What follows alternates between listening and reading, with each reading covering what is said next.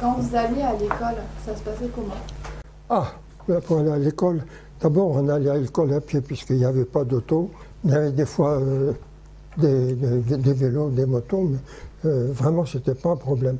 Bon, on rentrait, on jouait dans la cour de récréation, la maîtresse sifflait, on rentrait en rang, et puis on n'avait qu'une salle de classe assez grande, avec un poêle au milieu, des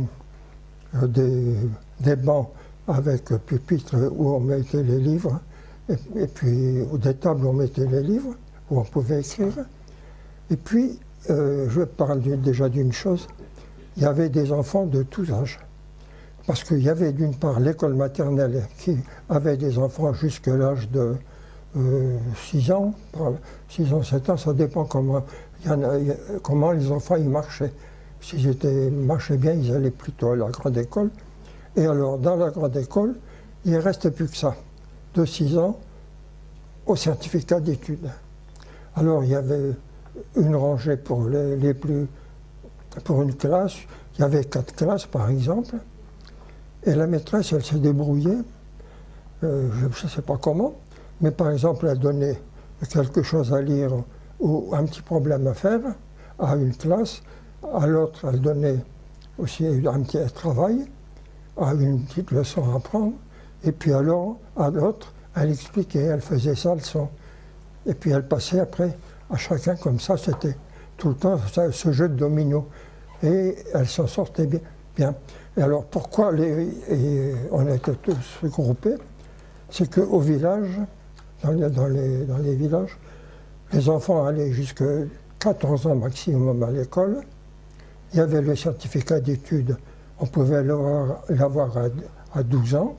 C'est ce qui est arrivé à certains. J'étais avec moi une très bonne classe. Et on se battait pour être les premiers du canton. Mais j'ai été eu à cause des carottes. J'ai jamais su écrire le mot carotte et puis encore un autre mot.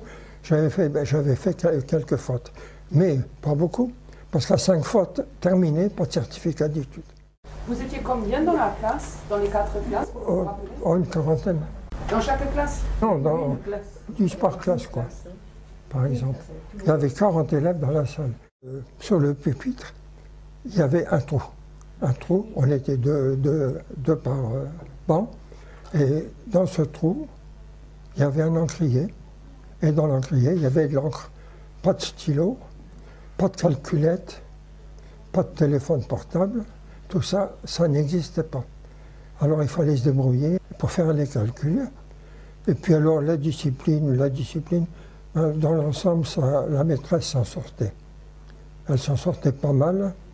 C'est une femme fabuleuse que je continue à admirer en moi-même parce que je lui dois beaucoup.